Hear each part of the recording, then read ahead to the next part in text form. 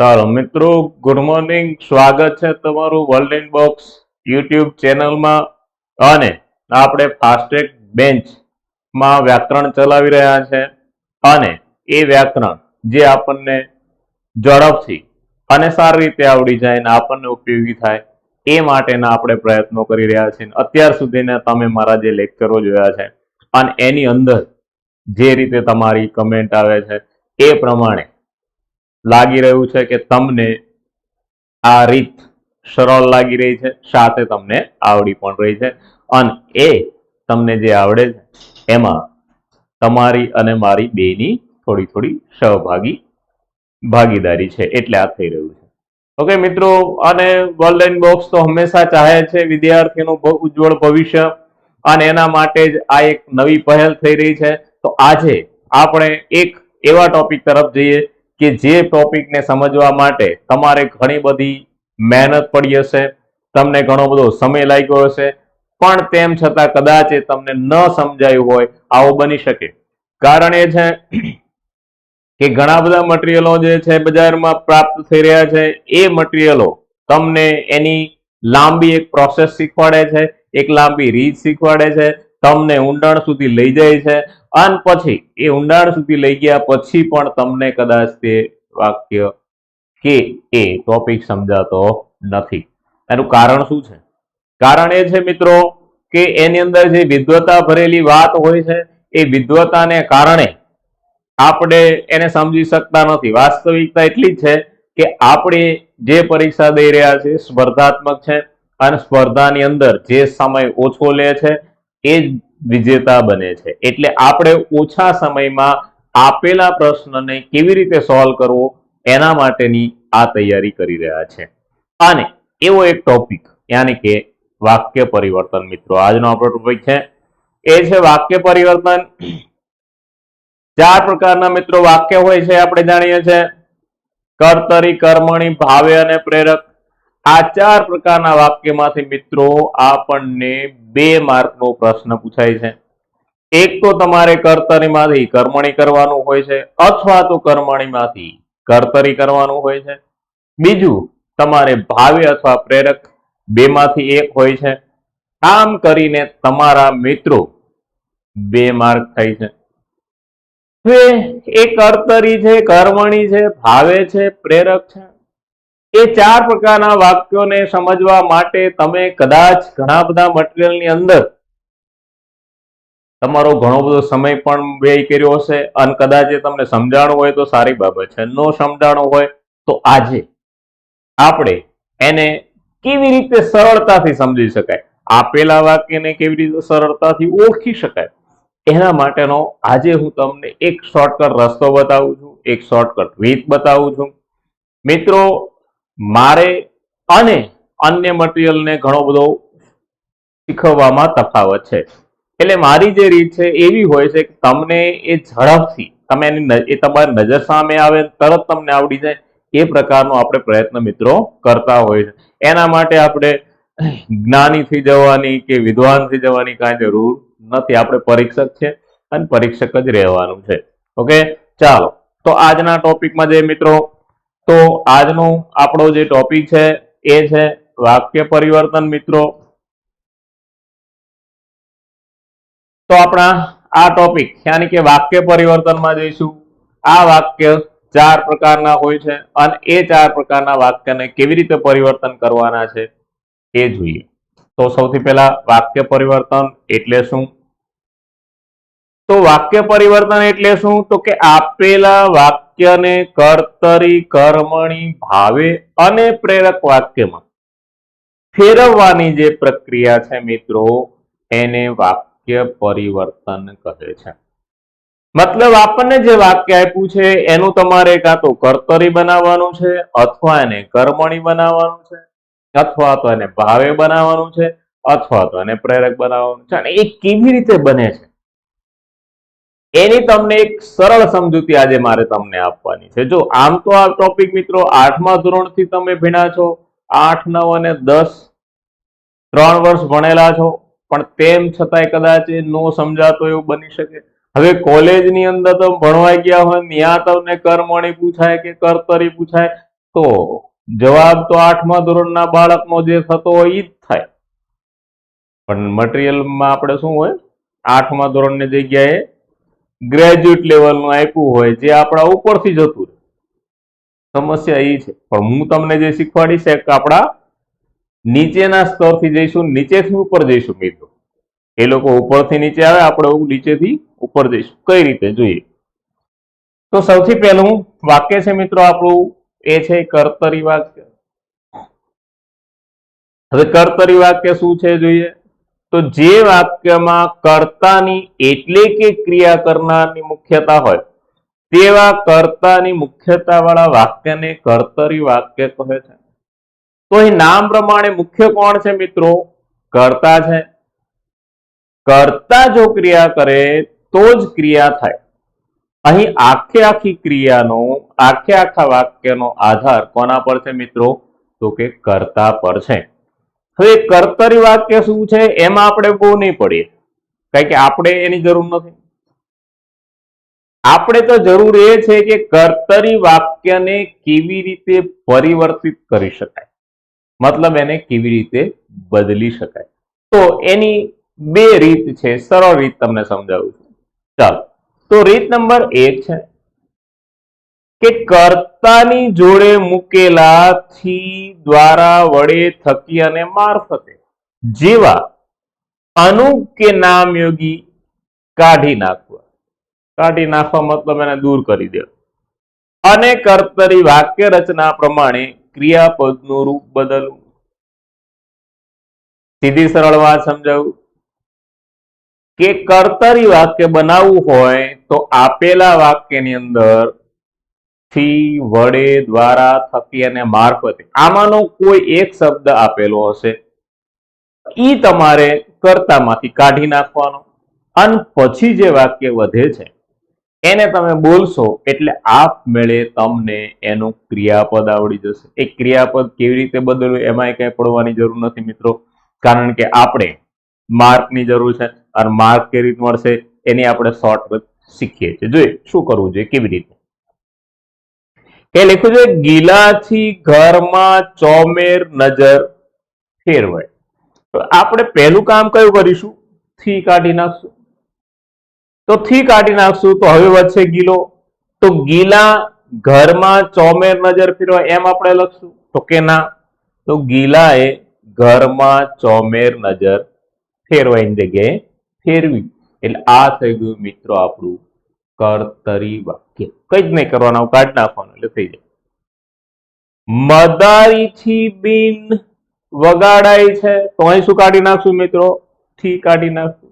હવે મદારી વધ્યો તો મદારી બીન વગાડાય છે એમ લખશું? તો કે ના, મદારી બીન વગાડે છે. એટલે આ થઈ ગયું મિત્રો આપણું કર્તરી વાક્ય. ભીમ વડે ગદા પ્રહાર કરાયો, તો અહીં આપણે શું કાઢી નાખશું મિત્રો? વડે કાઢી નાખશું.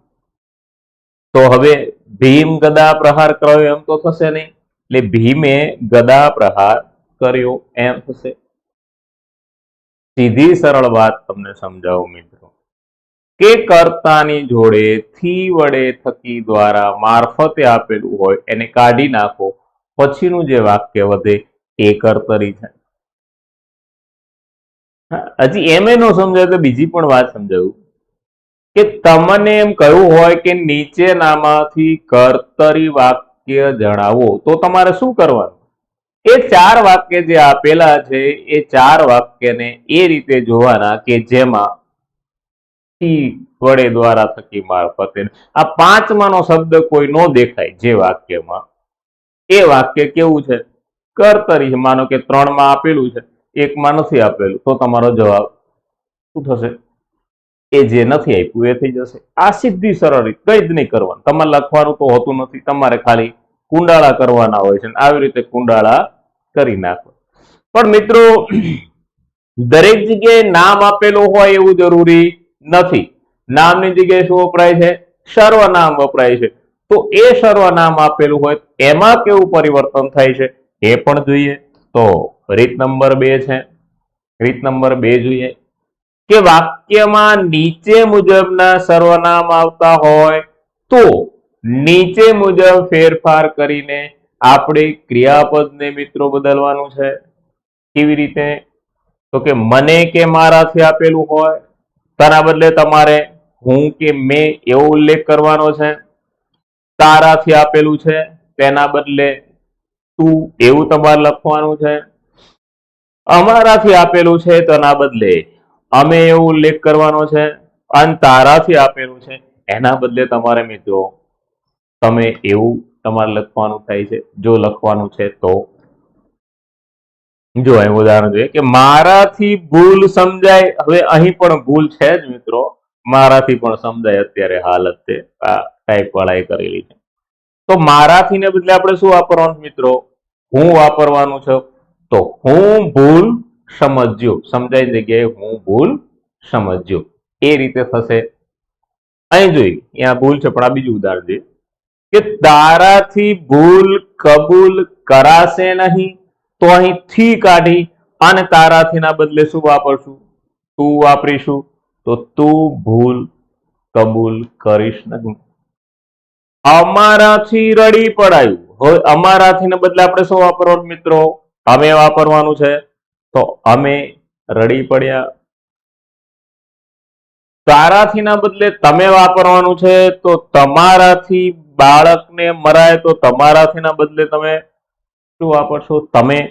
તો તમે બાળકને ન મારો, એ રીતે થયું.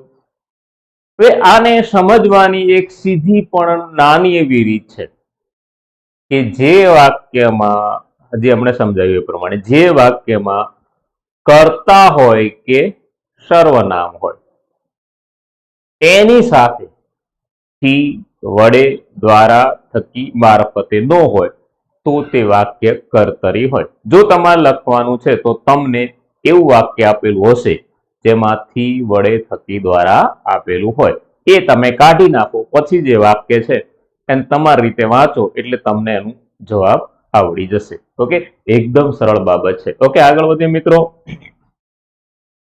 તો હવે જોઈશું કર્મણી વાક્ય.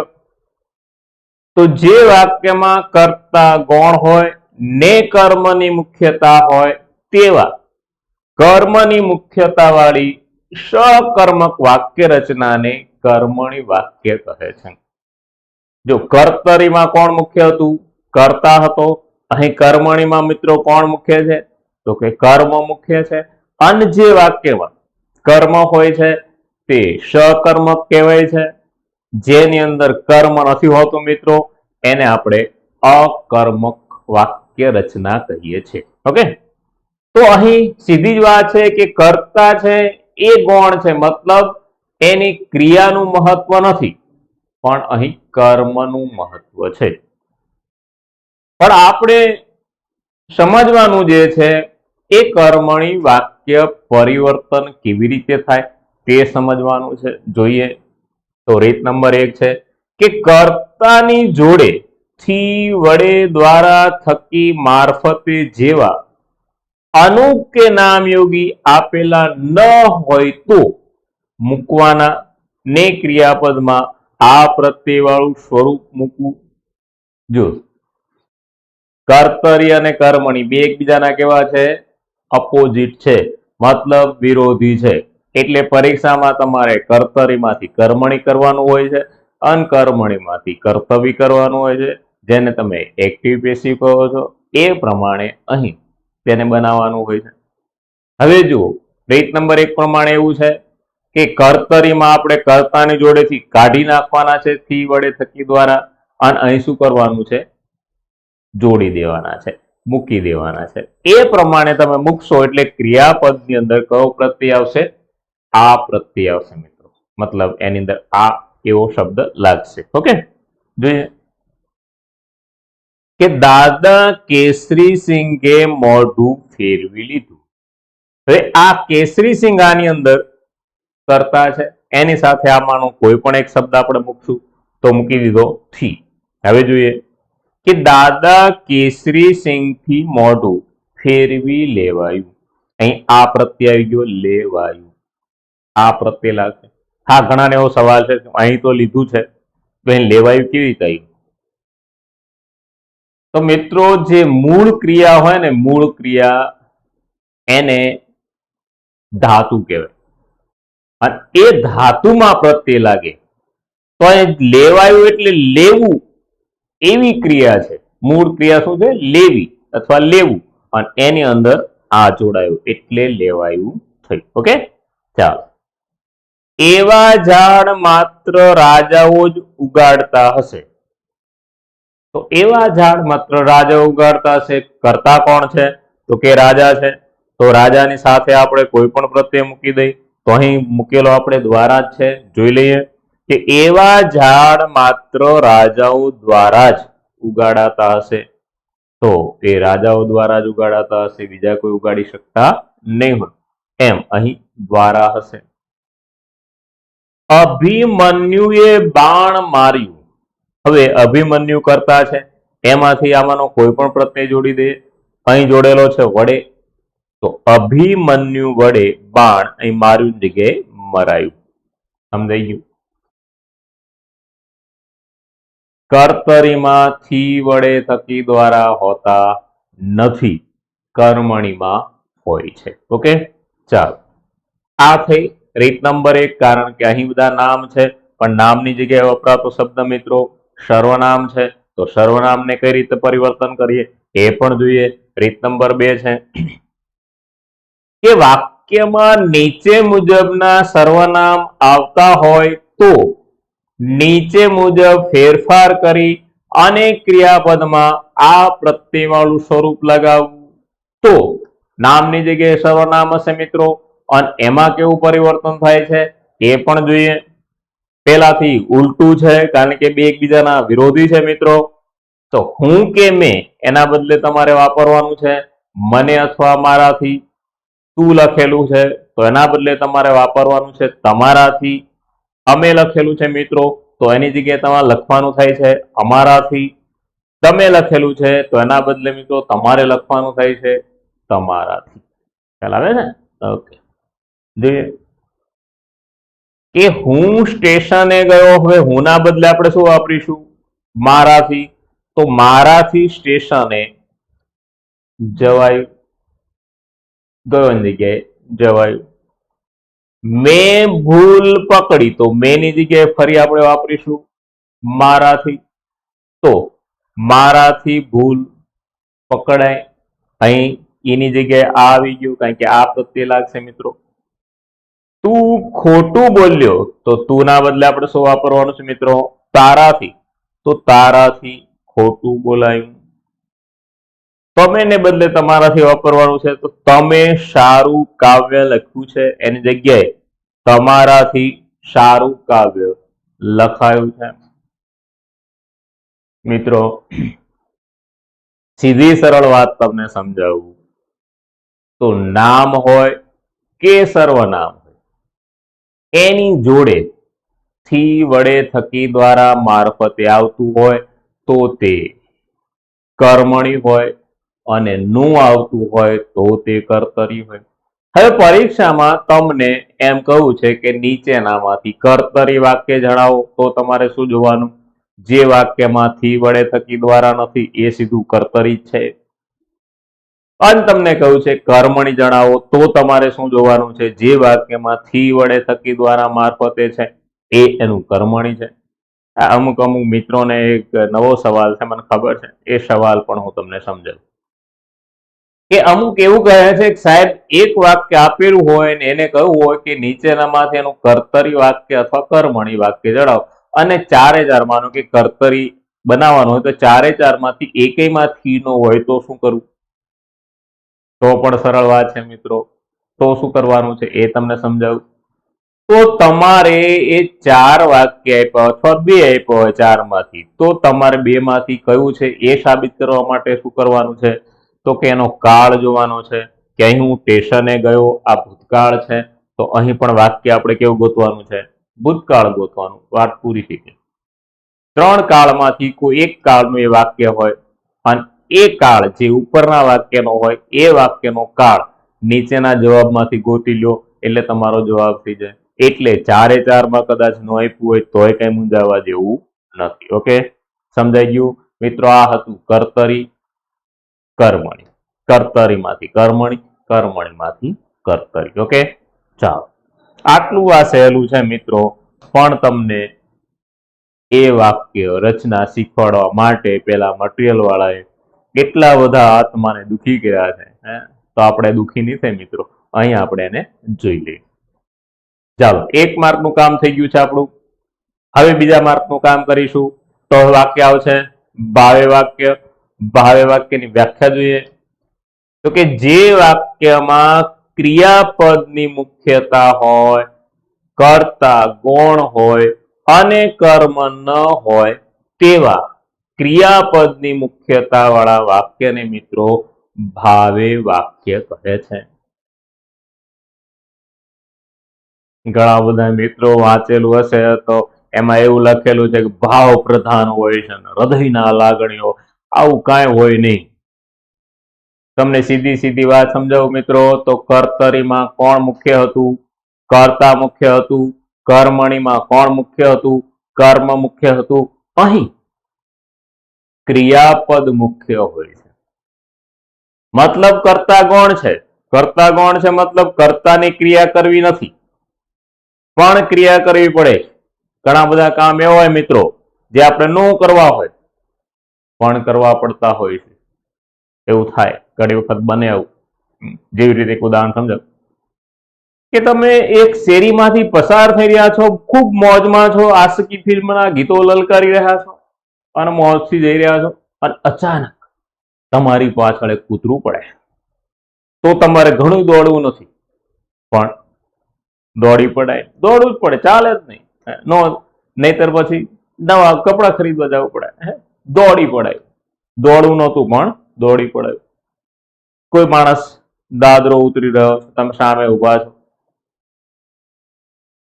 આરામથી ઉભા છો, અને એ માણસ દાદરો ઉતરતા 2 પગથિયા ભૂલી જાય, ડાયરેક્ટ આવે, તો આપણે ઘણું હસવું નથી, પણ આપણાથી હસી પડાય છે. તો એ આપમેળે થઈ ગયું. કોઈક આપણા ગાલ ઉપર કોંગ્રેસનું નિશાન આપી જાય, આપણે ઘણું રડવું ન હોય પણ આપણાથી રડી પડાય. આ જે ક્રિયા છે, જે ક્રિયા આપણે કરવાની નથી, પણ એ ક્રિયા કેવી છે તો કે આપમેળે થઈ જાય છે. મતલબ દોડાયું, હસાયું, રડાયું, એ આપણે કરવું નહોતું પણ થઈ ગયું. બીજી વાત સમજાવું તો પહેલી નજરે ભાવે વાક્ય તમને કર્મણી પ્રકારનું લાગશે, પણ ભાવે અને કર્મણીમાં એક જ તફાવત છે કે ભાવેમાં કર્મ હોતું નથી અને કર્મણીમાં કર્મ હોય છે. આટલી જ વસ્તુ અંદરનો તફાવત છે. એટલે તમને માનો કે એક વાક્ય આપેલું છે, કહ્યું છે કે નીચેનામાંથી ભાવે વાક્ય જણાવો, તો તમારે કર્મણી જેવું વાક્ય ગોતી લેવાનું.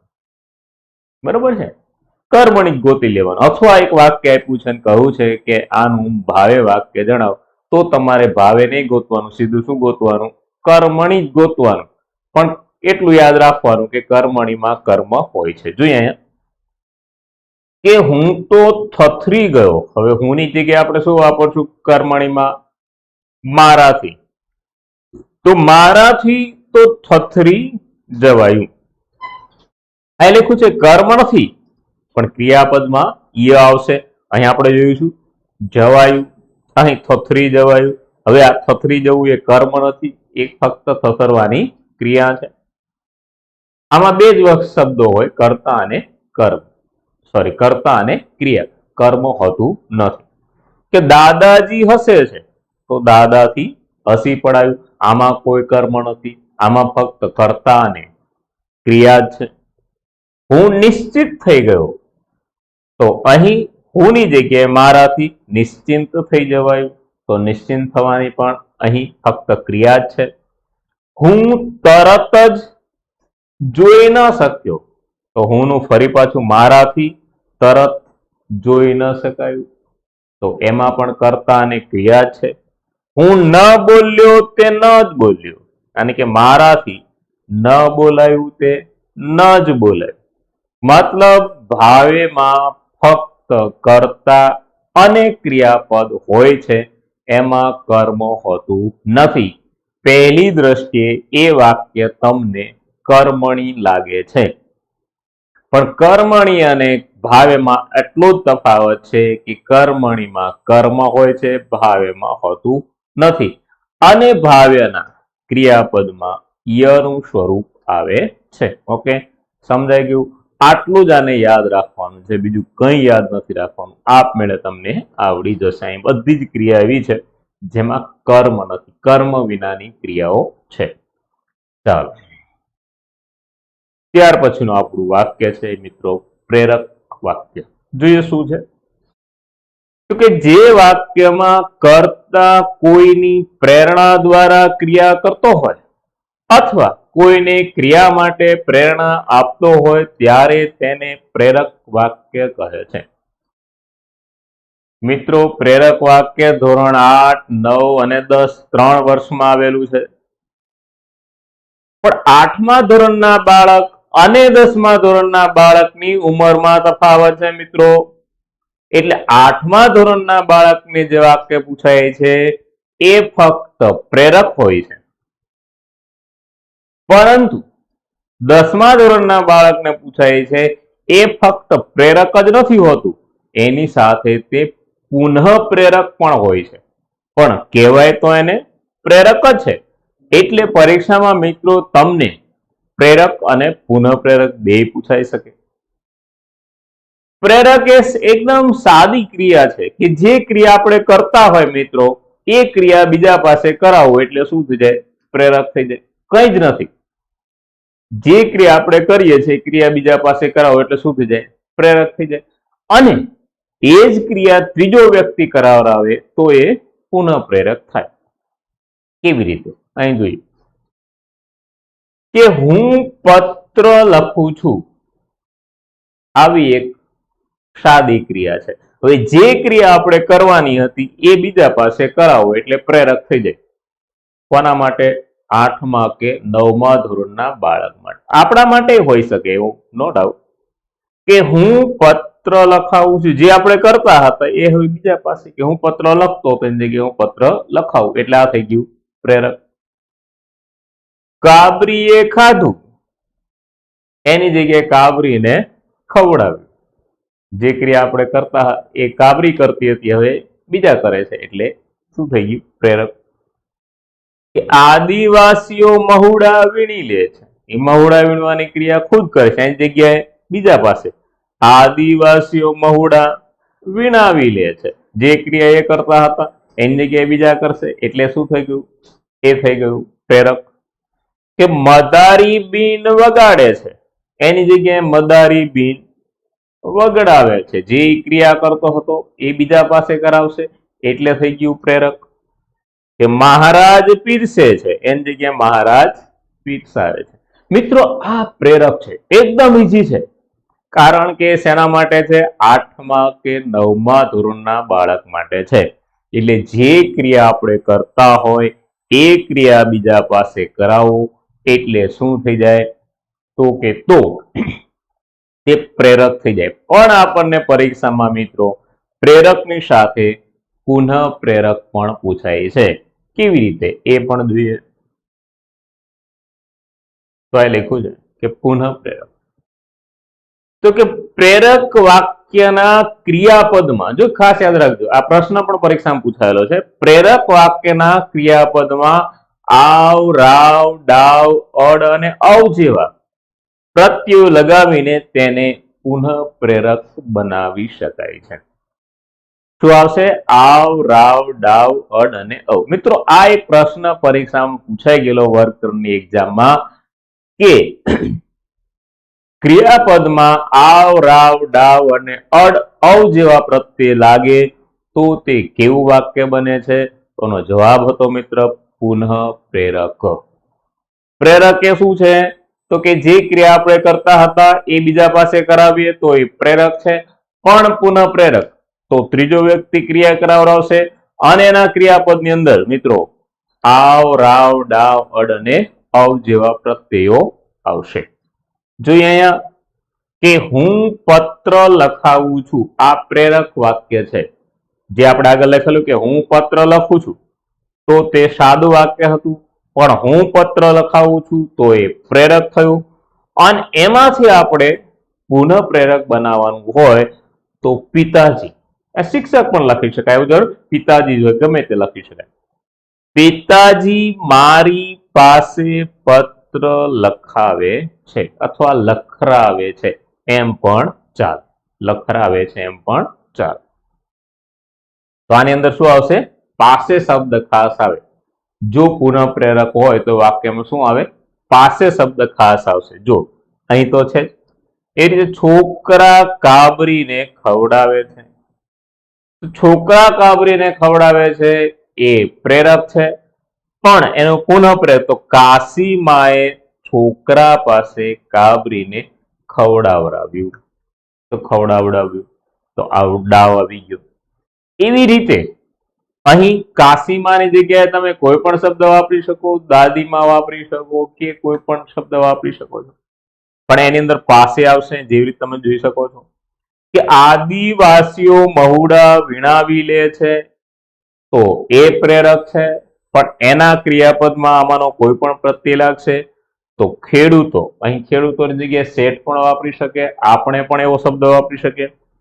ખેડૂતો આદિવાસીઓ પાસે મહુડા વીણાવડાવી લે છે. વીણાવડાવી લે છે. સમજાણું?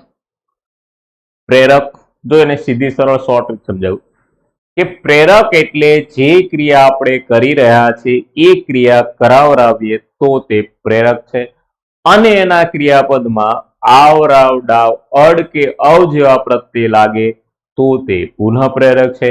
એમેય ખબર ન પડે તો એ વાક્યમાં પાસે શબ્દ ખાસ આવે છે, અને પાસે શબ્દ હોય એ વાક્યમાં તો એ શું હોય મિત્રો? પુનઃ પ્રેરક હોય. ઓકે, તો મિત્રો આ હતા 4 પ્રકારના વાક્યો. ફરી એક વખત જોઈએ તો જે વાક્યમાં થી, વડે, થકી, દ્વારા, મારફતે નથી તે કર્તરી છે. જે વાક્યમાં થી, વડે, થકી, દ્વારા, મારફતે છે તે કર્મણી છે. કર્મણી વાક્યમાં જો કર્મ નથી તો તે ભાવે છે, કારણ કે તેમાં ફક્ત કર્મની જ ખામી હોય છે, બાકી તો તે કર્મણી પ્રકારનું જ હોય છે. પ્રેરક જે ક્રિયા આપણે કરી રહ્યા છે એ બીજા પાસે કરાવીએ તો તે પ્રેરક છે, અને એની અંદર આવ, રાવ, ડાવ, અડ, અવ જેવા પ્રત્યય લાગે અને એ વાક્યમાં પાસે શબ્દ આવે તો તે પુનઃ પ્રેરક છે. ઓકે, સમજાઈ ગયું મિત્રો? આ 4 જ લાઈનમાં 4 વાક્યો છે જે તમને સમજાઈ ગયા હશે. તો હવે આપણે આગળ વધીએ. ઓકે, ચાલો. તો મિત્રો આપણો આજનો બીજો ટોપિક છે એ છે ક્રિયા વિશેષણ. આનાથી આગળના લેક્ચરમાં આપણે તમને સંજ્ઞા અને વિશેષણ બે સમજાવેલા. સંજ્ઞા એટલે નામ, અને એની અંદર વિશેષતા લાવનાર શબ્દ છે એ છે વિશેષણ. તો અહીં સંજ્ઞામાં વિશેષણ નથી, પણ શેમાં વિશેષતા છે મિત્રો? ક્રિયામાં વિશેષતા છે. અને જે શબ્દ ક્રિયાની વિશેષતા દર્શાવે છે, અથવા તો ક્રિયા કેવી રીતે થઈ છે, ક્રિયા ક્યાં થઈ છે, ક્રિયા ક્યારે થઈ છે, ક્રિયા કોણ કરે છે, આવા અર્થ દર્શાવનાર પદ છે મિત્રો એ ક્રિયા વિશેષણ છે. મતલબ ક્રિયા કરવાની રીત બતાવે છે, ક્રિયા કરવાનું સ્થળ બતાવે છે, ક્રિયા કરવાનું કારણ બતાવે છે, ક્રિયા કરવાનો સમય બતાવે છે, અને ક્રિયા કરવા પાછળનો પોતાનો હેતુ દર્શાવે છે. તો આ જે દર્શાવે છે મતલબ ક્રિયા કેવી રીતે થાય છે એ જે દર્શાવે છે એનું નામ મિત્રો ક્રિયા વિશેષણ છે. હવે આવા ક્રિયા વિશેષણ મિત્રો છે એના 8 પ્રકાર છે.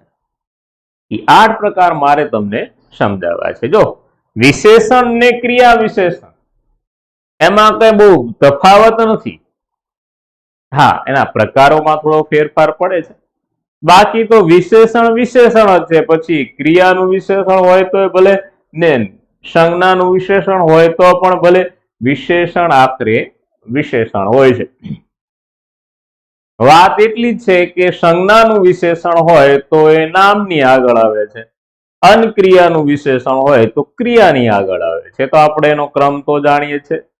ગઈકાલે આપણે યાની કે આગળના લેક્ચરમાં આપણે પદક્રમ સમજવાનો પ્રયત્ન કરેલો, પણ થોડીક નેટની ખામીના લીધે આપણે કદાચ ન સમજી શક્યા. તો ફરી અને અહીં આપણે યાદ કરી લઈએ કે પહેલા વિશેષણ આવે, પછી નામ આવે, પછી પાછું વિશેષણ આવે, પછી કર્મ આવે, ફરી પાછું ક્રિયા વિશેષણ આવે, પછી ક્રિયા આવે અને પછી છેલ્લે એ અન્ય પદ જેને તમે કહો છો એવી સહાય ક્રિયા આવે. આ એનો ક્રમ છે મિત્રો. તો અહીં નામ પ્રમાણે એ કોની વિશેષતા દર્શાવે છે મિત્રો? તો નામ પ્રમાણે તે ક્રિયાની વિશેષતા દર્શાવે છે. જોઈએ એના 8 પ્રકાર છે મિત્રો, એમાંનું પહેલા એના વિશે જાણી લઈએ. તો ક્રિયા વિશેષણ એટલે શું? ત્યાં લખેલું છે કે ક્રિયાના અર્થમાં વિશેષતા લાવનાર પદને ક્રિયા વિશેષણ કહે છે. પણ એ વિશેષતા કેવી છે, અથવા તો આપણે કોની વિશેષતા જોઈ શકીએ? તો કે બીજા શબ્દોમાં કહીએ તો ક્રિયાની રીત છે, ક્રિયાનો હેતુ છે, ક્રિયાનું સ્થળ છે, ક્રિયાનો સમય છે, વગેરે જેવા ક્રિયાના અર્થમાં વધારો કે વિશેષતા દર્શાવતા પદને મિત્રો આપણે ક્રિયા વિશેષણ કહીએ છીએ. ખ્યાલ આવ્યો કે અહીં વિશેષણ જ છે, પણ પહેલું વિશેષણ સંજ્ઞાનું છે, મતલબ કોઈ પણ વ્યક્તિ, વસ્તુ કે એનું વિશેષણ છે, જ્યારે આ વિશેષણ ક્રિયાનું છે.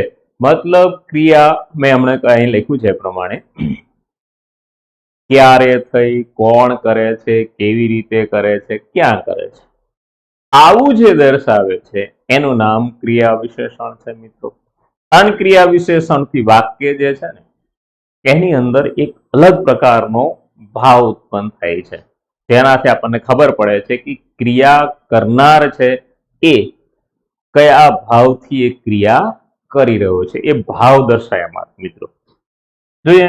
હા, ભાવ હોય, ઘણા બધા એવા ભાવ હોય, અને તમને જાણો છો કે મનની અસર છે ને શરીર ઉપર થાય.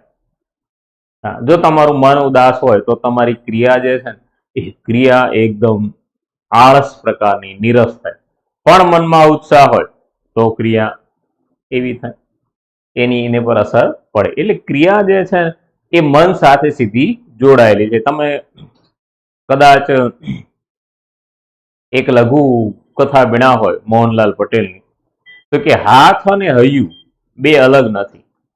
હાથ અને હૈયું અલગ નથી. હૃદયમાં જે ભાવ હોય છે હાથ એવું જ કામ કરે છે. જો હૃદયમાં કોકના માટે દાન દેવાની ભાવના છે તો હાથ દાન દેશે, અને હૃદયમાં કોઈકને મારવાની ભાવના છે તો હાથ એક બે ખેંચી પણ લે છે.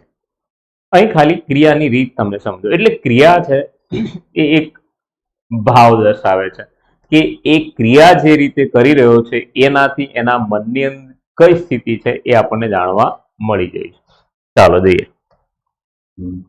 ચાલો, એના 8 પ્રકાર છે. એમાંનું પહેલું પ્રકાર છે મિત્રો એ છે સ્થળવાચક ક્રિયા વિશેષણ.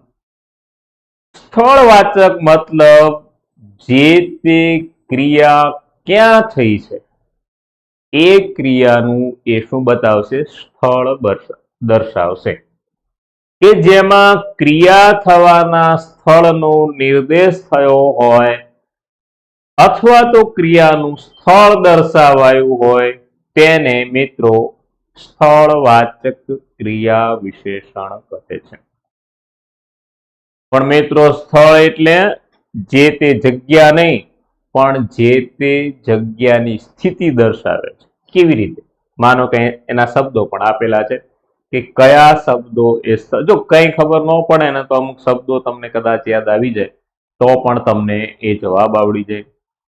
અહીં શબ્દો છે અહીં, તહીં, નીચે, અધવચ્ચે, ઉગમણા, આથમણા, જ્યાં, ત્યાં, અંદર, બહાર, ઉપર, પાસે, આસપાસ, દૂર, હેઠે, નજીક.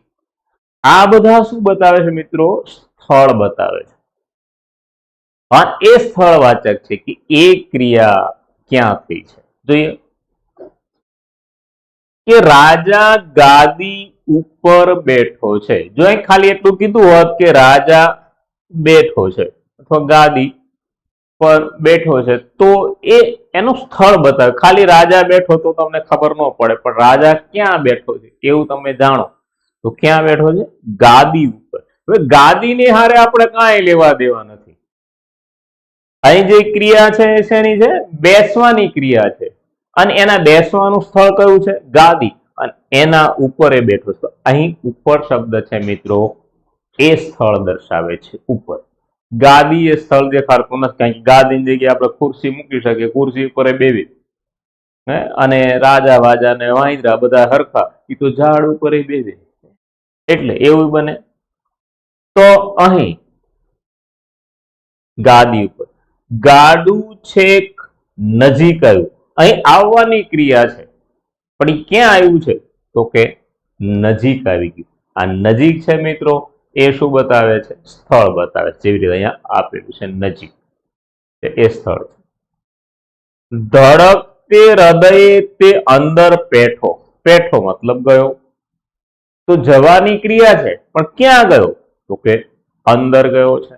એ અંદર છે એ મિત્રો સ્થળ દર્શાવે છે. પછી અંદર એટલે ઘરમાં ગયો હોય કે દરમાં ગયો હોય, એની આપણે કાંઈ લેવા દેવા નથી. આપણે તો અંદર એટલે સ્થળ થાય. ધમણમાંથી ધગ ધગતું લોખંડ બહાર નીકળે છે. તો આ નીકળવું એ ક્રિયા છે, પણ એ ક્યાં નીકળે છે? કે બહાર. એ એનું સ્થળ બતાવે છે. એ ગટરમાં નીકળતું હોય એવું પણ બની શકે, એ જમીન પર નીકળતું હોય એવું પણ બની શકે, પણ અહીં એ બહાર નીકળે છે. ક્યાંથી? ધમણમાંથી. અહીં આ ખુરશી પર બેસો. બેસવાનું છે, પણ બેસવા માટેનું સ્થળ છે. અહીં જેવી રીતે રાજા ગાદી ઉપર છે, પણ આ શેના ઉપર છે? ખુરશી ઉપર છે. કારણ કે આપણે ત્યાં મિત્રો સિંહાસન ન હોય, કોઈ આપણે ત્યાં મહેમાન આવે તો આપણે એમ ન કઈ પધારો પધારો, આપણી સિંહાસન ઉપર શું કેવું પડે? બેસો. ક્યાં બેસો? ખુરશી હોય તો ખુરશી, ખાટલો હોય તો ખાટલો. પણ એ ખુરશીની આરે મહત્વ નથી, એની પર બેસવાનો શબ્દ છે. એટલે અહીં એ શબ્દો જે છે એ તમને મિત્રો સ્થળ દર્શાવે. જો વિશેષણ હોય કે ક્રિયા વિશેષણ સહેલું છે, એ ખાલી આપણે જોવાનું છે કે એ વિશેષણ દર્શાવતા શબ્દો કયા છે. આ સહેલું છે મિત્રો. ઉપર, નજીક, અંદર, બહાર, પર. અહીં બધા શબ્દો છે. અહીં, તહીં, નીચે, અધવચ્ચે, ઉગમણા, આથમણા, જ્યાં, ત્યાં, અંદર, બહાર, ઉપર, પાસે, આસપાસ, દૂર, હેઠે, નજીક. કોઈ પણ આમાંનો શબ્દ તમને દેખાય મિત્રો, એટલે એ છે સ્થળવાચક ક્રિયા વિશેષણ. હવે જોઈએ સમયવાચક ક્રિયા વિશેષણ મિત્રો. અને એની વ્યાખ્યા છે કે સમયવાચક ક્રિયા વિશેષણ ક્રિયા ક્યારે બની તેનો સમય બતાવે છે. જો ક્યાં બની એ સ્થળ બતાવે છે, પણ ક્યારે બની એ મિત્રો શું બતાવશે? સમય બતાવશે. અને એ સમય દર્શાવતા શબ્દો પણ અહીં આપેલા છે, સૂચક શબ્દો મિત્રો. આ શબ્દો મેં એટલા માટે લખ્યા છે કે કદાચ તમને વાક્ય ન સમજાય અને શબ્દ સમજાઈ જાય તો પણ જવાબ આવડી જાય. શબ્દ છે હવે, હાલ, અત્યારે, ક્યારે, જ્યારે, હમણાં, હંમેશા, સદા. અવારનવાર, વારંવાર, કદાપી, કદી, ક્યારેક, નિરંતર, તરત, કાલ, આજ અને આજ. આ તો છે જ, અહીં આપેલા છે. એમ રોજ હોય કે પછી 5 કલાક છે, 2 કલાક છે, 3 કલાક છે, અડધો કલાક છે, કલાક છે. આ પણ મિત્રો સમય બતાવે છે. સવારે છે, બપોરે છે, સાંજે છે, આ વર્ષે છે, આવતા વર્ષે છે. એ શબ્દો પણ મિત્રો તમને શું બતાવશે? સમય બતાવશે. એટલે સમય એટલે સવાર, સાંજ, બપોર, અત્યારે, પછી, ત્યારબાદ, આ વર્ષે, આવતા વર્ષે, 1 કલાક, 2 કલાક, 5 મિનિટ, 10 મિનિટ. એ પણ શું છે મિત્રો? સમય છે. જોઈએ કે કશ્યપ રોજ 5 કલાક ભણે છે. તો એનો સમય છે ભણવાનો કેટલી કલાક છે? 5 કલાક. તો 1 કલાક પણ શું છે મિત્રો? સમય દર્શાવે છે. સમી સાંજનો ઢોલ ઢબુકતો જાન ઉઘલતી માહલે. તો સમી સાંજ એ સાંજ પણ શું બતાવે છે મિત્રો? સમય બતાવે છે. સમી સાંજ એટલે હજી અંધારું થયું ન હોય મિત્રો, એને સમી સાંજ કહેવાય. અંધારું થઈ જાય પછી સાંજ થઈ જાય, પછી સાવ અંધારું થઈ જાય તો એને રાત કહેવાય.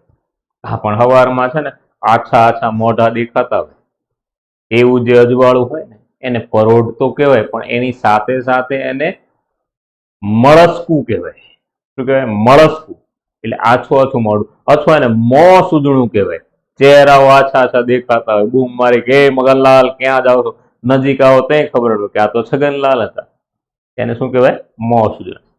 તો સમી સાંજનો ઢોલ ડબુકતો જાન ઉગલતી મારે. આચાર્ય હજુ આવ્યા નહોતા. તો હજી આની અંદર છે એ પ્રમાણે હજી અથવા હવે. હા, તો હજુ આવ્યા નહોતા એ પણ શું બતાવે છે? સમય બતાવે છે. તમે અવંતી ક્યારે જવાના છો? તો ક્યારે એ પણ શું છે?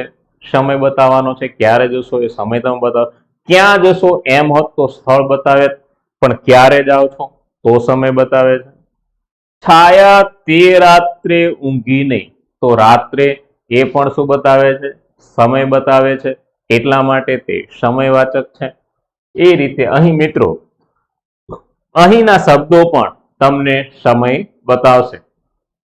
બાકીના આટલા સમય ખાસ યાદ રાખી લેવા. સવાર, બપોર, સાંજ. સવાર, બપોર, સાંજ. અત્યારે, પછી. ત્યારબાદ આ વર્ષે, આવતે વર્ષે. અને એ સિવાય તમારે યાદ રાખવાના જે શબ્દો છે સમયના તે છે 5 કલાક, 2 કલાક, 3 કલાક, એવો પણ એનો સમય થઈ શકે. ઓકે, ચાલો. આ છે સમયવાચક ક્રિયા વિશેષણ. ત્યાર પછી છે હેતુ કે કારણવાચક ક્રિયા વિશેષણ.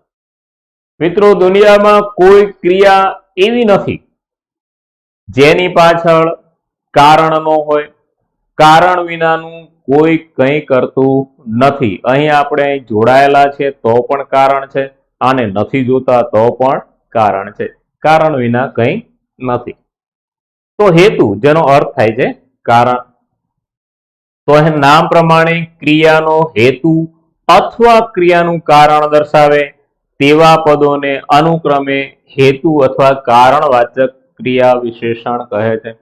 પરીક્ષામાં મિત્રો આપણને હેતુ શબ્દ આપ્યો હોય અથવા તો કારણ આપ્યો હોય તો પણ બેનો અર્થ તો એક જ થાય છે. જેવી રીતે આપણે કૃદંત ભણેલા, એની અંદર હેતવર્થ કૃદંત હતો જેનો અર્થ થતો હતો કારણ, કોઈ પણ ક્રિયા પાછળનું કારણ. તો હવે કારણ જાણવા માટે મિત્રના શબ્દો અહીં આપેલા છે: કેમ, શા માટે, વાસ્તે અને માટે. અહીં તમારે ફક્ત 4 શબ્દો યાદ રાખો તો પણ તમને ક્રિયાનો હેતુ અથવા તો ક્રિયાનું કારણ દર્શાવનાર પદ જડી જશે. કેમ, શા માટે, વાસ્તે અને માટે. આટલા શબ્દો મિત્રો આપણને શું બતાવે છે? ક્રિયાનું કારણ બતાવે છે. કે લખવા માટે બોલપેન સારી ફાવે. તો લખવાની ક્રિયા છે અને એની વિશેષતા છે લખવા માટે. તો કારણ આપ્યું કે પેન શેના માટે ફાવે? તો કે લખવા માટે. તો લખવા માટે. ત્યાં મજૂરી કરવા માટે હું ઉપડ્યો. તો ત્યાં જવાનું કારણ આપ્યું કે ત્યાં શા માટે જાઉં છું? તો કે મજૂરી કરવા માટે. તો માટે. આજે કેમ મોડું થયું? તમને કોઈ કારણ પૂછે કે આજે કેમ મોડું થયું? તો કેમ એ પણ કારણ છે. શા માટે આટલી બધી મહેનત કરે છે? કોઈ મહેનત કરતું હોય વધારે પડતું તો આપણે એને પૂછીએ કે ભાઈ આટલી બધી મહેનત શા માટે કરે છે? તો એ પણ શું છે મિત્રો? પ્રશ્ન છે. એટલે અહીં તેની પાછળનું કારણ જાણવા માટેનો પ્રયત્ન થયો છે, એટલા માટે કારણવાચક છે. તમે મારા વાસ્તે આટલું કામ કરી આપો. હવે વાસ્તે શબ્દ છે મિત્રો, એ વાસ્તવમાં માટેનો જ સમાનાર્થી છે. પણ ઘણી વખત પરીક્ષામાં માટે ન આપ્યું હોય તો શું આપેલું હોય? વાસ્તે આપેલું હોય, તો પણ આપણો જવાબ હેતુ કે કારણ થશે. તમારે મિત્રો વિશેષમાં આટલી યાદ રાખવાની કે કેમ એ ક્રિયા પાછળનું કારણ જણાવે છે, શા માટે તો ક્રિયા પાછળનું કારણ જણાવે છે, વાસ્તે જેનો અર્થ થાય છે માટે તે પણ ક્રિયા પાછળનું કારણ દર્શાવે છે, અને માટે એ પણ ક્રિયા પાછળનું કારણ દર્શાવે છે. તો કેમ, શા માટે, વાસ્તે અને માટે આટલા શબ્દો એ ક્રિયા પાછળનું કારણ દર્શાવશે. મિત્રો પરીક્ષામાં તમારે મૂંઝાવાની કાંઈ જરૂર નથી. તમારે એનો અંડરલાઈન કરેલો શબ્દ હશે, જો અહીં ત્યાં નીચે અંડરલાઈન કરી હોત તો તે સમયવાચક થઈ જાત, પણ અહીં માટે નીચે કરી છે એટલે તે હેતુ કે કારણ થઈ જાય. મતલબ બે ક્રિયા હોય અથવા એક હોય તો પણ બે ક્રિયા વિશેષણો આવી શકે છે, જેવી રીતે 4 5 કે 2 3 એવા વિશેષણો આવી શકે, એમ 2 3 ક્રિયા વિશેષણો પણ આવી શકે છે. ઓકે, એનાથી આગળ વધીએ મિત્રો. તો તમારા માટે ખૂબ આયમપી એવો જો કોઈ ક્રિયા વિશેષણનો પ્રકાર હોય તો એ છે મિત્રો રીતવાચક ક્રિયા વિશેષણ અથવા તો રીતિવાચક ક્રિયા વિશેષણ. આ તમારા માટે ક્રિયા વિશેષણનો મુખ્ય અને જરૂરી અને વારંવાર પૂછાતો એવો એનો મુખ્ય પ્રકાર છે. આ તો તમને આવડવો જ જોઈએ. ઓકે, જોજો યાદ રાખજો આને ખાસ, કારણ કે પરીક્ષામાં લગભગ આપણને આ જ પૂછવામાં આવે છે.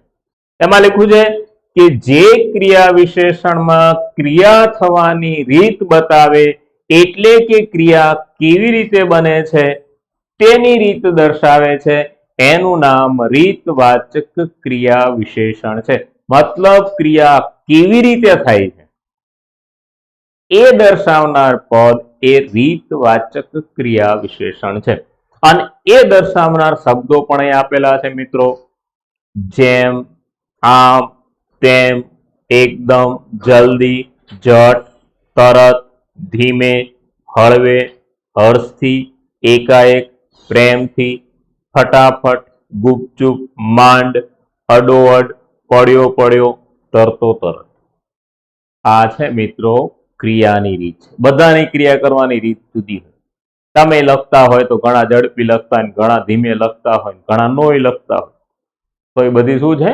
ક્રિયાઓ છે. બધી જાત જાતની ક્રિયા. ઘણા બોલતા હોય તો પણ ઝડપી બોલતા, કોઈ ધીમું બોલતા, કોઈ નોય બોલતા, આવો પણ હોય. પણ આ બધી શું છે? રીત છે. એના શબ્દો પણ અહીં આપેલા છે.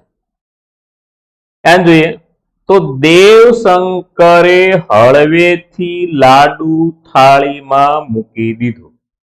તો લાડુ મૂકવાની ક્રિયા છે, એની રીત બતાવી કે કેવી રીતે મૂકી દીધો, તો કે હળવેથી. ઘાનો ગયો પણ ધીરેથી મૂકી દીધો ને હળવેથી, ત્યાંની અંદર હશે હળવેથી, હળવે.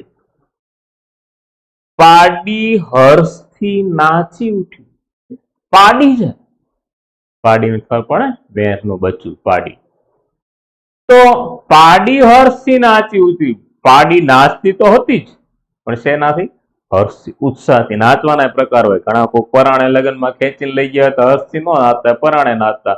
અને ઘણાને કેવું ન પડે, આમ ઢોલની 2 દાંડી પડે તો સીધો કૂદી પડ્યો. તો અહીં હર્ષથી નાચી પડી. તો નાચવા માટે એની રીત છે કેવી? હર્ષ. કે રમાએ કાળજીથી કવર ખોલ્યું. કવર ખોલ્યું છે, પણ કવરની અંદર જે વસ્તુ છે એ વસ્તુને નુકસાન ન પહોંચે એવી રીતે કાળજીથી કવર એને ખોલ્યું.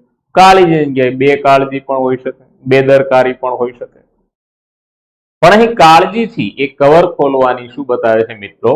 રીત બતાવે છે. કે જાન વળાવી પાછો વળતો દીવડો થરથર કંપે છે. તો કંપવાની રીત છે કે જાન વળાવીને પાછો આવતો દીવો છે એ થરથર મતલબ ડરથી ધ્રુજી રહ્યો છે. તે એકદમ ઊભા થઈ ગયા. કોઈક આવે ને આપણે ટીવી ઘરમાં ચાલુ હોય અને કોઈ આવે એકદમ ઊભા થઈને ટીવી બંધ કરી દે, તો એકદમ અચાનક એ ક્રિયા થઈ. જેવી રીતે કે હું ઝડપથી જઈ રહ્યો છું કે અથવા તો હું ધીમે ધીમે ચાલી રહ્યો છું, તમે ઉતાવળે ઉતાવળે આવી રહ્યા છો ને તમે બહુ જ ધીમે જમી રહ્યા છો ને તમારે હવે જલ્દી જવું જોઈએ. આ બધા શબ્દો છે એ બધા શું છે? ક્રિયાની રીત બતાવે છે કે ક્રિયા કેવી રીતે થાય છે. અહીં આપણે કહેતા હોય કે તમે તો સાવ ગુપચુપ બેઠા છો, તો એ ગુપચુપ બેસવાની રીત છે. અથવા તમે તો સાવ અડોઅડ બેઠા છો, તો પણ ક્રિયા છે. તમે તો બહુ ફટાફટ લખી રહ્યા છો, તો ફટાફટ લખવાની ક્રિયા છે. તમે મને પ્રેમથી બોલાવ્યો, તો પ્રેમથી એ પણ રીત છે. તમે એકાએક ક્યાં જતા રહો છો, તો એકાએક છે. આમ હું પડ્યો પડ્યો લખતો હતો, તો એ પણ લખવાની અથવા તો ક્રિયાની રીત છે. તો ક્રિયાની રીત દર્શાવનાર પદને મિત્રો રીતવાચક કહે છે. હું તમને હજી પણ કહું છું કે તમને પરીક્ષામાં રીતવાચક વિશેષ પૂછાશે, પછી એને રીતવાચક આપ્યું હોય કે રીતિવાચક આપ્યું હોય, બે એક જ છે. આખા ક્રિયા વિશેષણનો મુખ્ય કોઈ મુદ્દો હોય, મુખ્ય કોઈ પ્રકાર હોય, તો એ છે રીતવાચક ક્રિયા વિશેષણ મિત્રો. એટલે આને ખાસ તમે યાદ રાખશો. એનાથી આગળ વધીએ તો ત્યાર પછીનો પ્રકાર છે મિત્રો ક્રમવાચક ક્રિયા વિશેષણ. તો ક્રમ શું છે એ પણ આપેલું છે કે જેમાં આગળ પાછળ પછી પહેલા વગેરે જેવા ક્રમ દર્શાવતા હોય તેને ક્રમવાચક ક્રિયા વિશેષણ કહે છે. બધી ક્રિયાઓ એક સાથે થતી નથી. અમુક પહેલા થાય છે, અમુક પછી થાય છે, અમુક અત્યારે થાય છે, અમુક પછી થશે, અત્યારે હાલ થશે. આવા જે શબ્દો છે, આગળ છે ને પાછળ છે ને ઉપર છે ને નીચે છે, એ પ્રકારે એક પછી એક જે ક્રિયા થાય છે એ ક્રિયા દર્શાવનાર પદને આપણે ક્રમવાચક ક્રિયા વિશેષણ કહીએ છીએ. મતલબ ક્રિયા થવાનો ક્રમ છે પહેલો ને બીજો ને ત્રીજો, પણ પહેલો બીજો ત્રીજો નહીં. આગળ પાછળ ઉપર નીચે આજુબાજુ આ બધું જે છે મિત્રો એ શું બતાવશે? ક્રિયાનો ક્રમ બતાવશે. અને એ આપણે જોવાનું છે કે બપોર પડી ત્યારે આગળ વધવું અશક્ય હતું. તો અહીં આગળ અને પાછળ, કે બપોર થઈ પછી તડકો એટલો થઈ ગયો કે આગળ જઈ શકાયું નહીં, તો એ ક્રમ છે આગળ અને પાછળ. એ પ્રકારેનો ક્રમ છે એટલે આવશે આગળ. પહેલા પૈસા આપો પછી માલ મળશે. તો પહેલા અને પછી એવો ક્રમ છે કે તમે પહેલા પૈસા આપો પછી જ માલ મળશે. કારણ કે ઘણા બધા માલ લઈને પછી પૈસા નથી આપતા, એવા પણ હોય છે. પણ અહીં એને શરત રાખી કે પહેલા પૈસા ને પછી માલ. તમે આગળ ચાલો, હું પાછળ આવું છું. તો કહ્યું કે તમે આગળ જાઓ, હું પાછળ આવી રહ્યો છું. તો આગળ અને પાછળ એ પ્રમાણેનો એનો ક્રમ દર્શાવે છે. આ અગાઉ પણ આવી ભૂલ કરી હતી. અગાઉનો અર્થ પણ થશે મિત્રો પહેલા. તો તમે પહેલા પણ આવી ભૂલ કરી હતી એટલે અગાઉ એટલે પહેલા. એ પ્રમાણે પહેલા અને પછી એ પ્રમાણે એનો ક્રમ થાય છે એટલે ક્રિયા કરવાનો ક્રમ દર્શાવે છે. પ્રથમ ભેંસના મૂતરે નાઈને પછી ઊને પાણીએ નાહવું. કોનું વાક્ય જાણો છો ને? જીવરામ ભટ્ટ જમવા બેઠા. કોની પ્રસિદ્ધ કૃતિ છે? દલપતરામ, જેનું નાટક છે મિથ્યાભિમાન. અને એની અંદર જીવરામ ભટ્ટ છે એ નાવા બેસે છે અને રાત્રે દેખાતું નથી, તો ભેંસના મૂતરે નાઈ લીધું, કુંડું ભર્યું. એટલે કીધું કે અમે પહેલા છે ને ભેંસના મૂતરે નાઈ છી અને પછી ઊને પાણી નાખી. ટૂંકમાં પોતાનું અભિમાન નીચે પડવા દીધું નહીં. મિયાની ટંગડી ઊંચીને ઊંચી એના જેવું કામકાજ. ઓકે, ચાલો મિત્રો, તો આગળ પાછળ પછી પહેલા વગેરે જેવા જે શબ્દો છે એ ક્રિયાનો ક્રમ દર્શાવે છે, એટલા માટે આપણે એને ક્રમવાચક ક્રિયા વિશેષણ કહીએ છીએ. એનાથી આગળ આવે છે મિત્રો સંભાવનાવાચક ક્રિયા વિશેષણ. મતલબ જે ક્રિયા થઈ નથી પણ ક્રિયા થવાની સંભાવના છે એને આપણે સંભાવનાવાચક કહીએ છીએ. મિત્રો આપણે અલંકાર ભણેલા અને અલંકારની અંદર પણ આપણે ઉત્પ્રેક્ષા અલંકાર ભણેલા અને એ ઉત્પ્રેક્ષા અલંકારની અંદર 3 શબ્દો આપણે જોયેલા. એના માટે એ સંભાવના માટે હતા જાણે, રખે અને શકે.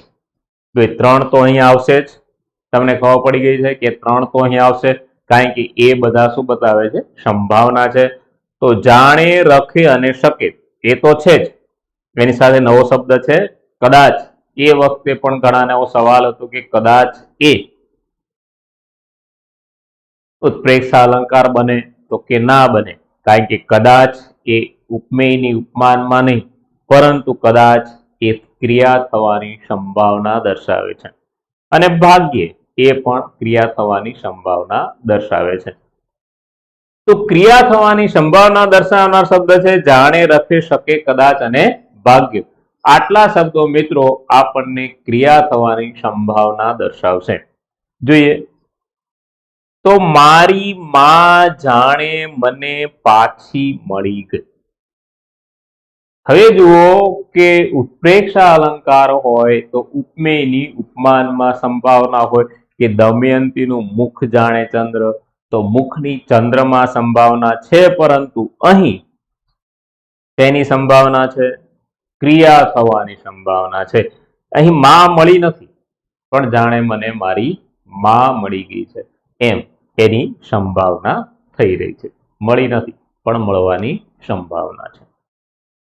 તમે રખે મને મળવા આવતા.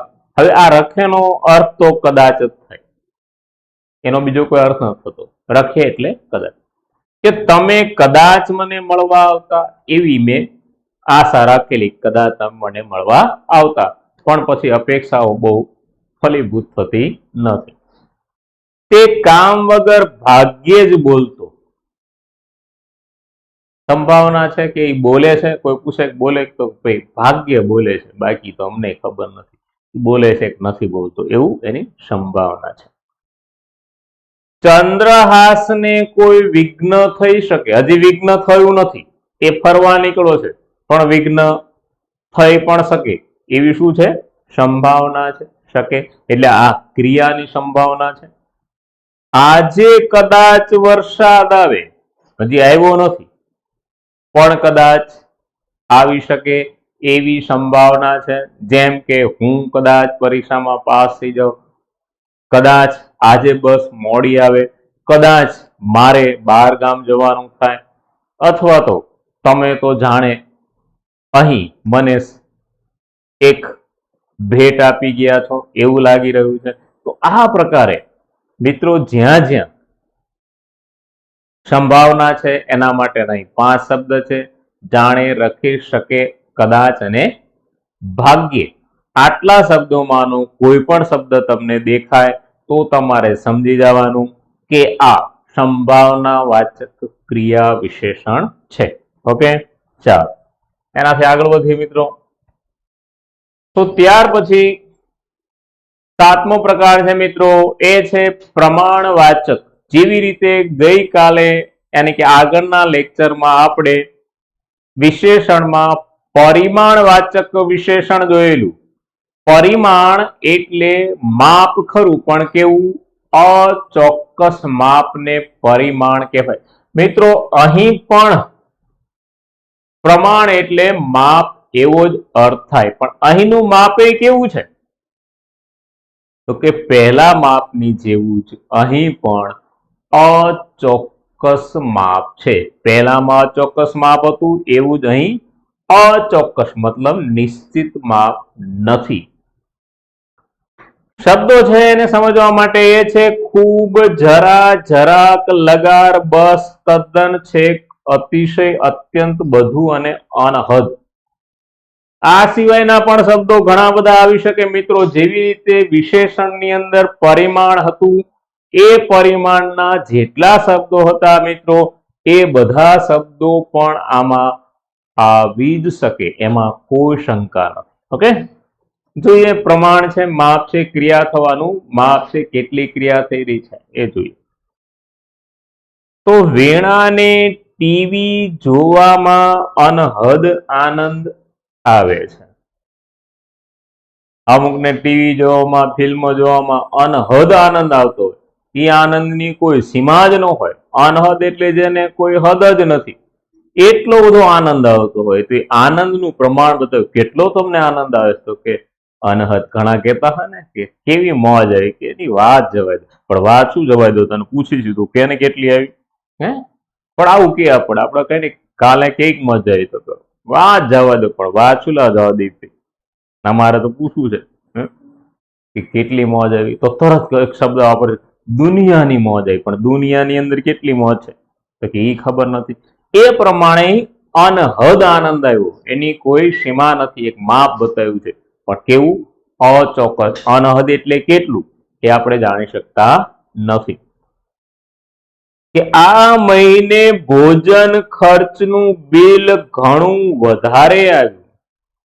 હવે આ ઘણું એટલે કેટલું એ તો આપણે જાણતા નથી. ઘણાનું માપ કઈ છે ને કે ઘણું એટલે કેટલું માપ થાય એ ખબર નથી. પણ માપ છે કે ઘણું એટલે એક આપણે જેની કલ્પના ન કરી શકે એવું, તેવાનો અર્થ થાય. એટલે અહીં આવશે ઘણું. આ જ શબ્દો મિત્રો ક્યાં હતા? પરિમાણવાચક વિશેષણમાં હતા. કે મમ્મીને કાજુ બહુ ભાવે. બહુ ભાવે, બોલો. હા, મમ્મી છે, કાજુ તો ભાવે ને. તો મમ્મીને કાજુ બહુ ભાવે. હવે શું ભાવે છે તો કે કાજુ. પણ કેટલા ભાવે? બહુ ભાવે. નક્કી જ નહીં, તમે જેટલા આપો એ ખાઈ જાય. પછીની વાત પછી જાય, પણ ખાઈ જાય. તો એને ખૂબ, બહુ, ઘણા એવો શબ્દ પણ વાપરી શકે. ઘણા ભાવે છે, બહુ ભાવે છે, ખૂબ ભાવે છે, અતિશય ભાવે છે, એવું પણ આપણે કહી શકીએ. સત્યવ્રત વધારે કઠિન છે. હે, કઠિન તો ઘણું બધું હોય છે, મુશ્કેલ તો ઘણું બધું હોય છે, પણ અહીં શું મુશ્કેલ છે તો કે અહીં સત્યવ્રત મુશ્કેલ છે. મિત્રો સત્ય બોલવું એ સૌથી અઘરું છે. આમ એવી કહેવત છે કે સત્ય છે હંમેશા કડવું હોય છે. પણ મારું એવું માનવું છે કે કડવું સત્ય હોય તો બોલવું નહીં, મૂંગા રહેવું. તો ન બોલ્યામાં 9 ગુણ છે. ઓકે, તો વધારે, વધારે કે થોડું. અહીં પણ અહીં વધારે શબ્દ છે મિત્રો. આ પણ આપણા માટે પ્રમાણવાચક ક્રિયા વિશેષણ થઈ શકે. એ ભય તેને ખૂબ મૂંઝવતો. હવે ખૂબ એટલે કેટલો તો કે એ ખબર નથી. ખૂબ એટલે ઘણું થાય, ખૂબ એટલે બહુ થાય, ખૂબ એટલે અતિશય થાય. પણ એ ભય અને ખૂબ, ભય એટલે માણસ નહીં હો, ભય એટલે ડર, એને ખૂબ મૂંઝવતો. મિત્રો આમ પ્રમાણવાચક છે, એને આપણે વિશેષણની ભાષામાં કહીએ તો પરિમાણવાચક થાય. અને ના શબ્દો અહીં આપેલા છે. ખૂબ, જરા, જરાક, લગાર, બસ, તદ્દન, છેક, અતિશય, અત્યંત, બધું, અનહદ. પણ એ પરિમાણવાચક છે મિત્રો, એ સંજ્ઞાનું વિશેષણ છે. અને અહીં આ શેની વિશેષતા છે તો કે ક્રિયાની છે. કેવો આનંદ આવે છે, એ આનંદ આવવાની ક્રિયા છે. અહીં બિલ છે એ આવ્યું છે તો એ આવવાની ક્રિયા છે, ઘણું છે. અહીં ભાવે છે તો ભાવવાની ક્રિયા છે, અને એનું પ્રમાણ છે બહુ. અહીં કઠિન હોવાની ક્રિયા છે, એ છે વધારે. અહીં મૂંઝવણની ક્રિયા છે, અને એ પણ છે ખૂબ, યાની કે વધારે. મિત્રો આ છે પ્રમાણવાચક ક્રિયા વિશેષણ. હવે આપણે એનો 8મો અને છેલ્લો પ્રકાર જોઈએ. અભિગમવાચક ક્રિયા વિશેષણ. જો મિત્રો તમને, જો તમે મટીરિયલ વાંચ્યું હોય ક્યાંક, તો તમને એ અભિગમના પણ પેટા પ્રકાર આપેલા છે. ક્યાંક નિશ્ચયવાચક નહીં, ક્યાંક નકારવાચક. પણ અભિગમ એ શું છે એ તમને સમજાવું. તો અભિગમ છે મિત્રો એ કર્તાની ક્રિયા તરફની દ્રષ્ટિનો ભાવ છે. કર્તાની ક્રિયા તરફની દ્રષ્ટિનો ભાવ છે. તમે કોઈ ક્રિયા કરતા હોય તો ઘણી વખત એ ક્રિયા તમે મનથી પણ કરી રહ્યા હોય છો, અને મનથી કરી રહ્યા હોય તો એમાં મક્કમતાનો ભાવ હોય, જેને નિશ્ચય કહેવાય. અને કોઈ ક્રિયા તમારે કરવી નથી, ભણપરાણે તમારે કરવી પડે તો એમાં નકારનો ભાવ હોય. અને ઘણી ક્રિયાઓ એવી હોય જે આપણે ન કરવી હોય તો પણ કરવી પડે, જેની અંદર એક ડર હોય છે, એક ફરજ હોય છે. માનો કે ભણવું, આપણે પહેલા ભણવા જતા, અત્યારે જતા જ છે અમુક તો, પણ પહેલા પ્રાઇમરીમાં ભણવા જતા ત્યારે અથવા તો હાઈસ્કૂલમાં ભણવા જતા ત્યારે આપણને સ્કૂલે જવું ગમતું નહોતું, પણ તોય જવું પડતું, કારણ કે આપણી ફરજ હતી. એ વખતે આપણે ભણ્યા નહીં એટલે અત્યારે આપણે આ વ્યાકરણ શીખવું પડ્યું. એ વખતે શીખી લીધું હતો કાંઈ સવાલ નહોતો, પણ એ કેવો ભાવ હતો? નકારનો ભાવ હતો. એટલે આપણે એ ફરજ માટે આપણી જે આળસ હતી એ નકાર ભાવથી હતી, મતલબ અણગમો હતો એક. ત્યારે અત્યારે તમે આ લેક્ચર જે જોઈ રહ્યા છો એ એટલા ધ્યાનથી જોઈ રહ્યા છો કે તમે એવું વિચારો છો કે મને આવડી જાય. એટલા માટે અહીં તમે મક્કમતાના ભાવથી આવ્યા છો, નિશ્ચિતતાના ભાવથી આવ્યા છો કે મારે આ શીખવું જ છે, આ મને આવડે. તો આ જે બે પ્રકારના અભિગમ છે, એક અભિગમ એવો છે જે ગમતું છે, જે સરસનો અભિગમ છે, એ નિશ્ચયનો અભિગમ છે, મક્કમતાનો અભિગમ છે. અને એક નકાર છે જે અણગમાનો અભિગમ છે, જે ગમતું નથી, એટલે કે એ કર્તવ્ય બજાવવું, એ ફરજ બજાવી આપણને ગમતી નથી. આ પ્રકારેનો એક મિત્રો આપણો અભિગમ હોય છે. ઓકે, તો એ અભિગમ શું છે એ પણ જોઈએ. લખ્યું છે કેટલાક વાક્યમાં સંભાળવાનો સંદર્ભ હોય છે, તો કેટલાકમાં વક્તાની ક્રિયા તરફની દ્રષ્ટિ હોય છે, એનો નિશ્ચય હોય છે, વગેરે સંકળાયેલા હોય છે. વળી ક્યારેક એમાં નકારનો ભાવ હોય છે, તો ક્યારેક એમાં પ્રશ્ન પણ હોય છે. આ બધાને અભિગમ વાચક ક્રિયા વિશેષણ કહે છે. તો અહીં કહ્યું તેમ ક્યારેક આપણને કોઈકની વાત સાંભળવાનો અથવા સંભળાવવાની દ્રષ્ટિ હોય છે, ક્યાંક આપણે કોઈ વાતને મક્કમતાથી લઈ લેતા હોય છે, તો ક્યાંક આપણને એના માટે અણગમો એની નકાર હોય છે, તો ક્યાંક ઘણી ક્રિયા માટે આપણને પ્રશ્ન પણ હોય છે. આ બધા જે તે કર્તાની દ્રષ્ટિ ઉપર એના મનના ભાવ અભિગમ તરફ ચાલે છે, અને કયા અભિગમથી તે ક્રિયા કરે છે એ દર્શાવે. મિત્રો, આ બધું આટલું બધું લાંબુ મેં તમને એટલે સમજાવ્યું કારણ કે તમારા મટીરિયલમાં આવું એને કર્યું છે, એના એ પેટા પ્રકાર ઝીકી નાખ્યા છે, જેમ આના પૂછાતા નથી તેના શું, પણ તેમ છતાં મેં તમને એના બે પાર્ટ પાડી દીધા છે, જે તમને આપેલા છે. જોઈ લે એના શબ્દો પણ. તો નિશ્ચય હોય મિત્રો, નિશ્ચય એટલે કે મક્કમતા, મતલબ કે કોઈ પણ વસ્તુ પ્રત્યે આપણી ફરજ, નિષ્ઠા જે છે એ છે. એના શબ્દો છે મિત્રો ખરેખર, નિશંક, નક્કી, બેધડક, જરૂર, અવશ્ય, ચોક્કસ અને ખચિત. ખચિત, ખચિતનો અર્થ કદાચ થાય મિત્રો. ખરેખર, નિશંક, નક્કી, બેધડક, જરૂર, અવશ્ય, ચોક્કસ અને ખચિત. ખચિતનો અર્થ મિત્રો કદાચ થાય. પણ આ ખચિત છે ને અશ્વ છે, તો ખચિત દીર્ઘ હોય ને તો ખચિત એટલે જડેલું. જડેલું મતલબ દિવાલમાં અથવા ગમે ત્યાં લગાવેલું એવાનો અર્થ થાય.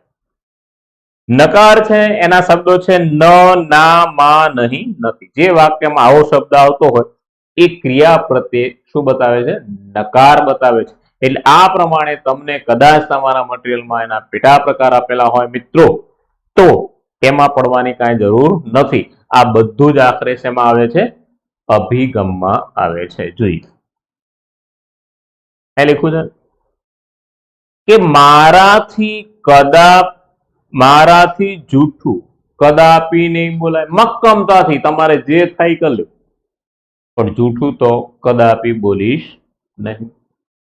આ કદાપી છે મિત્રો, એ સંભાવના પણ છે એટલે તમે એને સંભાવનાવાચક પણ કહી શકો, કારણ કે આવનારા સમયની એ સંભાવના પણ દર્શાવે છે, એટલે તે સંભાવનાવાચક પણ થઈ શકે છે.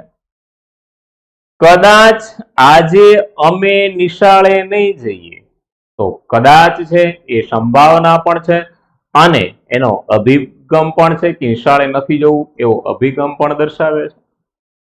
આવી ભૂલ બીજી વાર ના કરશો, સમજાવી દીધું, સંભળાવી દીધું કે હવેથી તમે આવી ભૂલ ના કરશો, એમ આ નકારનો ભાવ છે.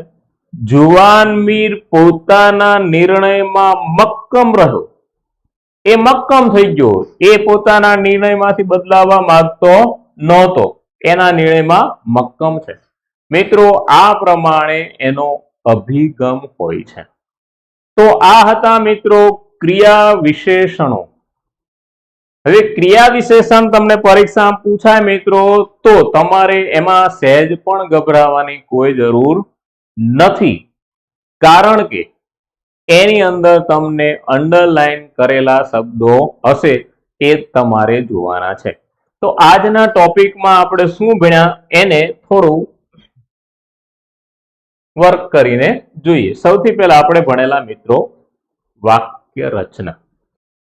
તો વાક્ય રચનામાં પહેલું હતું શું હતું? એ હતું કર્તરી વાક્ય, બરોબર છે. બીજું હતું એ હતું કર્મણી વાક્ય. હવે એક પ્રશ્ન મારે તમને અહીંથી સમજાવવાનો છે. અને ત્રીજું હતું એ હતું ભાવે વાક્ય. પરીક્ષામાં પૂછાયેલો પ્રશ્ન તમને સમજાવો. હવે આ ત્રણે ત્રણ છે એની અંદર શેની મુખ્યતા છે? તો કર્તરીમાં શેની મુખ્યતા હતી મિત્રો? કર્તાની. કર્મણીમાં શેની મુખ્યતા હતી? કર્મની. અને ભાવેમાં શેની મુખ્યતા હતી? તો કે ક્રિયાપદની. હવે જુઓ કે કર્મણીમાં કર્મ કેવું છે? ફરજિયાત છે, એટલે આને સકર્મક વાક્ય રચના કહેવાય. એવું અંદર સકર્મક લખેલું જ હતું. જ્યારે ભાવેમાં શું નથી? કર્મ નથી, એટલે એને કેવી વાક્ય કહેવાય? અકર્મક વાક્ય રચના કહેવાય. એને કર્મક નો કહેવાય, એને અકર્મક કહેવાય. હવે આ સકર્મક ને અકર્મક બે છે. હવે પરીક્ષામાં એક એવો સવાલ પૂછાણો કે કયું વાક્ય સકર્મક અને અકર્મક બંને હોઈ શકે? તો અહીં હું લખું કે રમેશ ક્રિકેટ રમે છે. આ વાક્ય કેવું છે મિત્રો? તો કે આ વાક્ય કર્તરી વાક્ય છે, કારણ કે અહીં રમેશ એ કર્તા છે અને એની સાથે થી વડે થકી દ્વારા મારફતે એમાંનો કોઈ શબ્દ આવતો નથી, એટલે આ કેવું છે? તો કે આ કર્તરી વાક્ય છે. હવે અહીં રમેશ એ શું છે? કર્તા છે, ક્રિકેટ એ કર્મ છે, રમે એ ક્રિયાપદ છે, બરોબર છે. હવે અહીં ક્રિકેટ એ શું છે મિત્રો? કર્મ છે, એટલે આ વાક્ય કેવું છે? તો કે સકર્મક વાક્ય છે. કેવું છે? સકર્મક. એની સાથે કેવું છે તે? તો કે કર્તરી વાક્ય છે. સકર્મક છે અને કર્તરી છે. હવે હું અહીંથી આ ક્રિકેટ શબ્દ કાઢી નાખું. હવે આપણે વાંચીશું તો રમેશ રમે છે. આવું વાક્ય બને કે ન બને? બની શકે. રમેશ રમે છે એવું વાક્ય બની શકે. હવે આ કર્મ કાઢી નાખ્યું, એટલે હવે આ વાક્ય કેવું થઈ ગયું? તો આ વાક્ય થઈ ગયું મિત્રો અકર્મક. કેવું થઈ ગયું? અકર્મક. હવે જો એ કર્મણીમાં કર્મ ફરજિયાત છે, એટલે સકર્મક જ હોય છે. ભાવેમાં કર્મ હોતું જ નથી, એટલે અકર્મક જ હોય છે. એ ક્યારેય સકર્મક નથી હોતું. કર્મણી ક્યારેય અકર્મક નથી હોતું. અને પરીક્ષામાં સવાલ હતું કે કયું વાક્ય જે સકર્મક અને અકર્મક બંને હોઈ શકે? તો તમે જોઈ શકો છો કે ક્રિકેટ સાથે તે સકર્મક છે, ક્રિકેટ વિના તે અકર્મક છે, અને એ વાક્યનું નામ છે મિત્રો કર્તરી વાક્ય. સમજાણો પ્રશ્ન? એને પ્રશ્ન કેવી રીતે પૂછો? તો તો એ જે પ્રશ્ન પૂછ્યો હતો એનો જવાબ આ રીતે છે. તો હવે પ્રશ્ન એવો પૂછાય કે કર્મણી એ કેવા પ્રકારનું વાક્ય છે? તો મિત્રો જવાબ આવશે સકર્મક. જો આ પૂછ્યું છે એટલામાં પ્રશ્ન પૂછી શકે તો સકર્મક. બીજો સવાલ એવો પૂછે કે ભાવે વાક્ય કેવું પ્રકારનું વાક્ય છે? તો કે અકર્મક છે, કારણ કે એ બે અને આ છે કર્તરી. આમ મિત્રો કર્તરી, કર્મણી અને ભાવે. તો કર્તરી વાક્ય જેમાં થી, વડે, થકી, દ્વારા, મારફતે હોતું નથી. કર્મણી વાક્ય જેમાં કર્તાની જોડે થી, વડે, થકી, દ્વારા, મારફતે હોય છે. ભાવે વાક્ય જે સામાન્ય રીતે કર્મણી પ્રકારનું છે પરંતુ તેમાં કર્મ હોતું નથી. અને પ્રેરક વાક્ય જેમાં આપણે ક્રિયા કરતા હોય છે એ બીજા પાસે કરાવીએ તો તે પ્રેરક છે. અને ત્રીજો વ્યક્તિ એ ક્રિયા કરાવરાવે અને એના ક્રિયાપદમાં આવ, રાવ, ડાવ, અડ, અવ જેવા પ્રત્યય આવે તો તે પુનઃપ્રેરક છે. આ પુનઃપ્રેરક વાક્યમાં મિત્રો પાસે શબ્દ આવે છે. એ સિવાય આપણે ક્રિયા વિશેષણ જોયા કે ક્રિયાના અર્થમાં વધારો કરનાર પદ છે એ ક્રિયા વિશેષણ છે. સ્થળવાચક જે સ્થળ દર્શાવે છે, ઉપર, નીચે, આજુબાજુ. સમયવાચક જે ક્રિયાનો સમય દર્શાવે છે, ક્યાં, ક્યારે, કેવી રીતે. ત્યારબાદ હેતુ કે કારણવાચક ક્રિયા પાછળનું કારણ છે, કેમ, શા માટે, વાસ્તે અને માટે એ શબ્દો કારણ બતાવે છે. ત્યારબાદ મિત્રો સંભાવનાવાચક, સંભાવના જે છે જાણે, રખે, શકે, કદાચ એ એના સંભાવના છે. ત્યારબાદ મુખ્ય પ્રકાર એટલે રીત છે, ક્રિયા થવાની રીત છે, ધીમે છે, ઉતાવળે છે કે કેવી રીતે છે. રીત બાદ મિત્રો આપણો જે પ્રકાર હતો એ હતો ક્રમવાચક, ક્રિયા કેવી રીતે, ક્યારે થઈ છે તો કે આગળ થઈ છે, પાછળ થઈ છે વગેરે એનો ક્રમ દર્શાવે તો એ ક્રમવાચક છે. ત્યારબાદ પ્રમાણવાચક, થોડી, વધારે, અનહદ વગેરે એનો પ્રમાણ બતાવે છે. અને અભિગમ બે પ્રકારના હોય છે, એક નિશ્ચયનો અભિગમ હોય છે, એક નકારનો હોય છે. નિશ્ચયમાં મક્કમ, કદાચ, કદાપી, ખચિત એવા શબ્દ હશે અને જ્યારે નકારમાં ના, નહીં, માં, વા વગેરે હશે. મિત્રો આ બે ટોપિકને અહીં આપણે પૂરા કરીશું અને નેક્સ્ટ મળીશું ત્યારે નવા ટોપિકથી પાછા મળીએ છીએ. અને આ ટોપિક તમને જો ગમ્યો હોય તો અમારા આ લેક્ચરને, અમારી આ ચેનલને લાઈક કરો ને એને સબસ્ક્રાઇબ કરો અને એને શેર કરો. મિત્રો તમે આ લેક્ચરને ખૂબ સારી રીતે સમજી ગયા છો એવી મને અપેક્ષા છે. એ સાથે અહીં આપણે લેક્ચર પૂરો કરીએ. મળીએ. Thank you. બાય.